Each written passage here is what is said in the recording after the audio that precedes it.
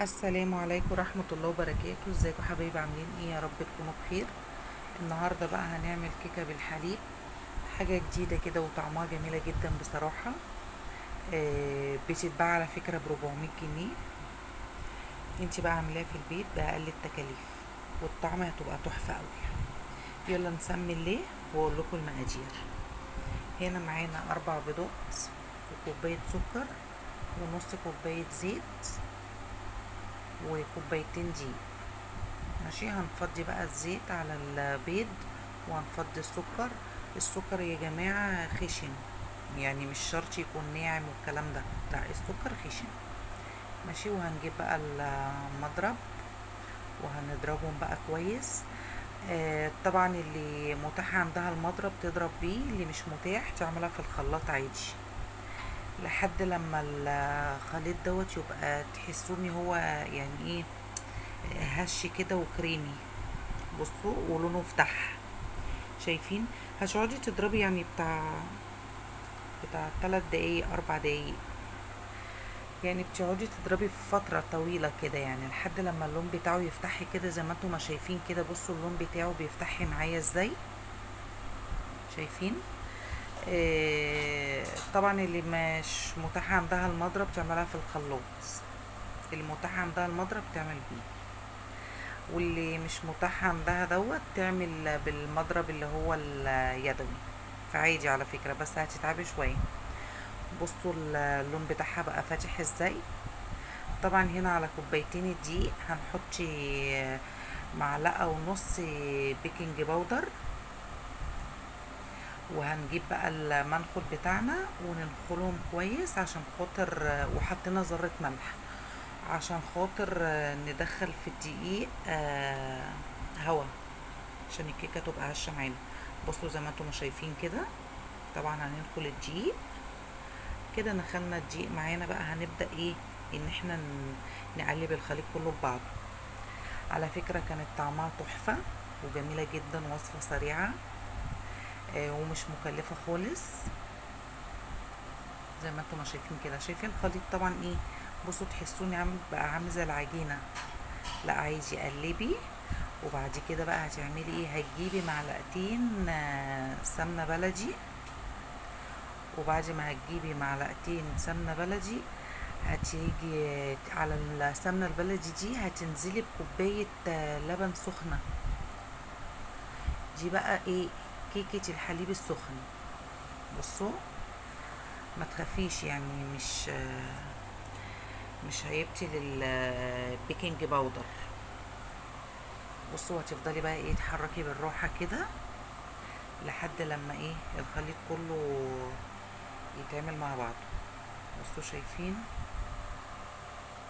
طبعا لو انتوا عملتوها واحتاجت منكوا لبن تاني حطوا، ما احتاجتش لبن تاني خلاص ما تحطوش.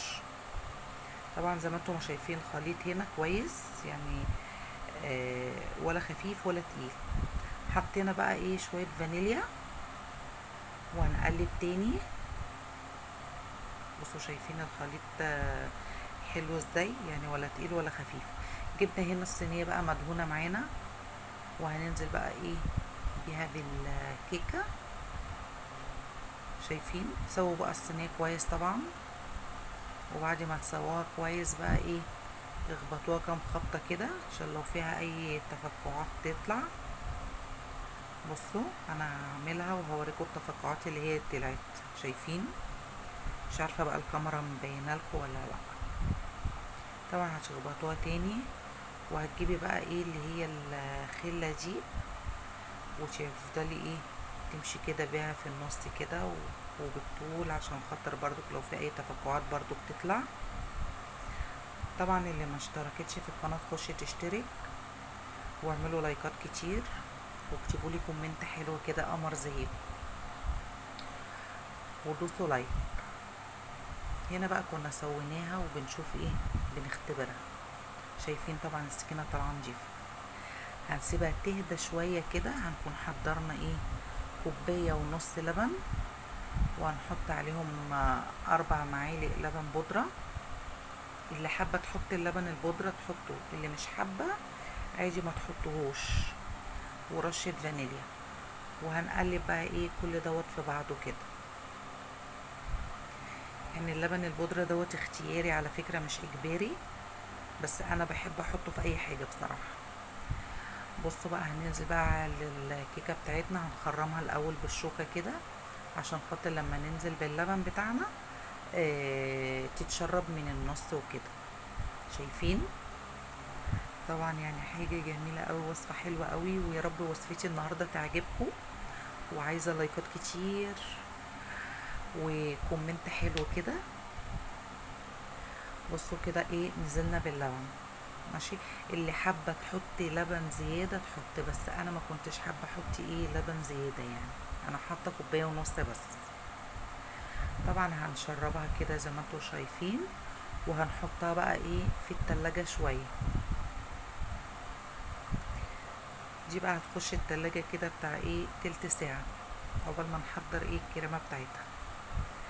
هنا معانا بقى كوباية كريم شانتيه، وهنزل برضو عليهم بلبن بودرة معلقتين 2 بس، وهننزل بنص كوباية مية. ما نكترش المية عشان خاطر الكريمة تكون يعني ايه متماسكة معانا، تكون تقيلة ما تسحش.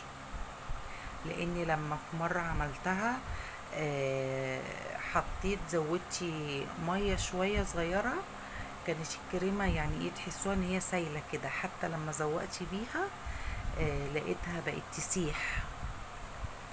طبعا هنشغل بقى المضرب وهنضرب الكريمة دي كويس لحد لما القوام بتاعها يكون ايه متماسك وتقيل كده معانا زي ما انتم ما شايفين كده. طبعا اللي حابة تعملها باللبن بدل المية عادي. شايفين؟ هنا بقى هنيجي نعمل بقى ايه الكراميل بتاعنا. هنحط بقى كوباية سكر، وهنكون مشغلين بقى النار، هنكون معليين النار. طبعا ما تخافيش، يعني السكر عادي لو اتحرق منك مفيش مشكلة، هتكرمليه وهيبقى جميل قوي يعني. وانتي بتعمليه كده هيديكي ريحة زي الريحة بتاعت السويت. بصوا طبعا هنا طبعا هتقلبيه لما لونه يغير، وهتفضلي بقى تقلبيه وايدك فيه عشان خاطر ايه السكر يدوب معاكي زي ما انت ما شايفه كده. يعني انا ايه عماله اقلب فيه عشان خاطر السكر يدوب. شايفين السكر بيدوب واحده واحده اهو. ما تخافوش، يعني السكر مش هيتحرق يا جماعه، عادي هيديكوا لون حلو قوي بصراحه. وهننزل بقى ايه بمعلقه سمنه زي ما انتم ما شايفين كده. وبعدين ايه هنبدأ بقى نقلب تاني. طبعا انا نفسي بقى ايه اللي يجرب الكيكه ديت بصراحه او اي وصفه من وصفاتي يكتب لي في كومنت كده ان هو جرب اي وصفه، ويقول لي وصفه اللي هو جربها عجبته ولا لا. ويا رب وصفاتي كلها تعجبكم. بحبكم كتير قوي قوي قوي قوي قوي. وشيروا الفيديو، عايزين الفيديو يوصل لاكبر عدد. زي ما انتم شايفين كده نزلنا بنص كوبايه ميه. بصوا يعني ايه هتحسوا ان هي السكر حصل زي تكتلات كده. لا عادي مش مشكله، افضلي قلبي قلبي هيفك على فكره. طول ما انت ايدك فيه هيفك السكر ده، هيفك على فكره وانت بتقلبي. بصوا شايفين يعني هو ايه في تكتلات وهتحسيها ان هي مش عايزه تفك، لا قلبي وهيتفك معاكي. هنا بقى معايا كوبايه لبن ماشي، ومعلقتين كانوا نشا. انتي بقى لما تيجي تعمليها، عشان انا النشا دي جت معايا ايه يعني زياده، انا حطيت معلقتين فجت معايا ايه زياده، بس رغم كده كانت طعمها تحفه يا جماعه. حطي انتي معلقه واحده بس، يعني المقادير اللي انا عاملاها دي المعلقتين كانت طعمها تحفه وطلعت جميله جدا جدا. الكراميل دوت كان جميل جدا جدا، عامل زي الكريمه كده.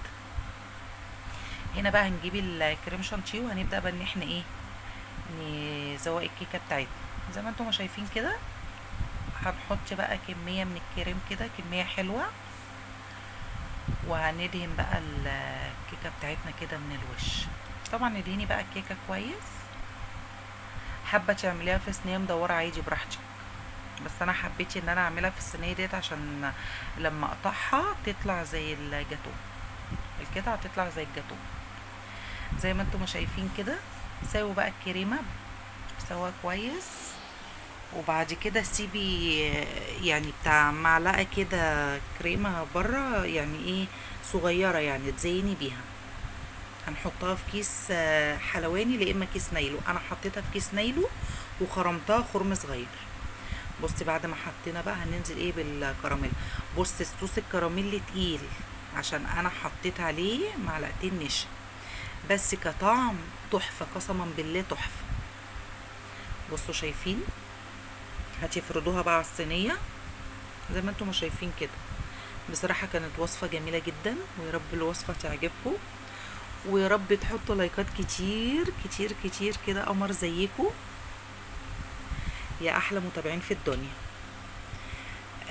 بصوا طبعا هتفردوها بقى على الصينيه كلها وهتسووها كده زي ما انتم ما شايفين.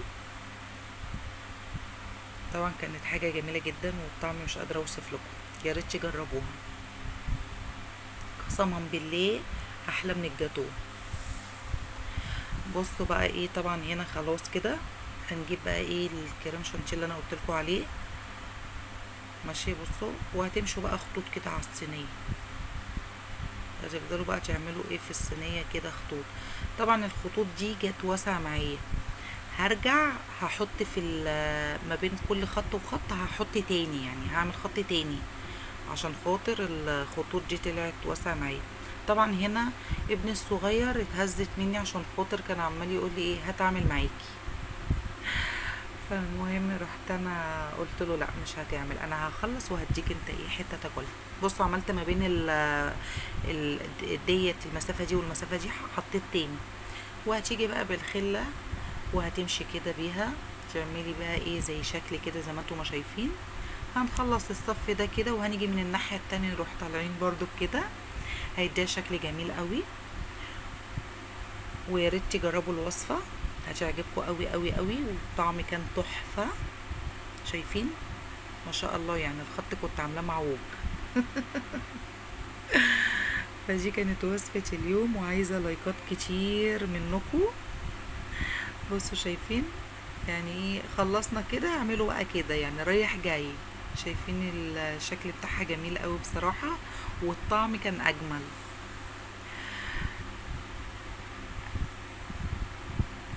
يا ريت تشتركوا في القناه وتدوسوا على كلمه الكل عشان يوصل لكم كل جديد. شايفين بقى حاجه كده عظمه بصراحه. بصوا بقى لما ايه اجي اقطعها بقى حاجه بسم الله ما شاء الله تحفه. وده كان الشكل النهائي بتاعنا، ويا رب فيديو النهارده كده يعجبكم، وما تنسونيش بقى في اللايك وكومنت حلو قمر كده زيكم. شايفين حاجه كده بصراحه يعني ايه عظمه بصراحه. والسلام عليكم ورحمه الله وبركاته.